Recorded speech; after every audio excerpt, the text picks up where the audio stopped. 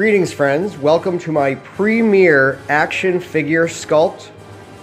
I'm using pipe cleaners as the skeleton of the figure here, followed by craft paper, in my case brown paper bags, and just school glue, just so you can see how that internal structure looks.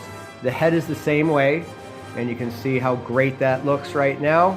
And I'm going to close this up then, and then I'm going to move on to the arms and legs.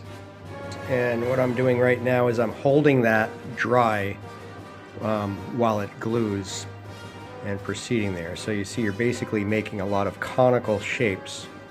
I cut away a recess there, and that way that elbow will slide up in there and give best coverage. Introducing Mantis Man, my completed action figure sculpt here. Check him out. Kind of reminiscent of a praying mantis. It just came to me, guys. That's the spark of inspiration. Now you may note that the articulation in this action figure is limited because of the craft paper shell that we put over the pipe cleaner skeleton or core of Mantis Man. The best action figure sculpt on YouTube, which is this one you're looking at right here. It's very unique, this sculpt.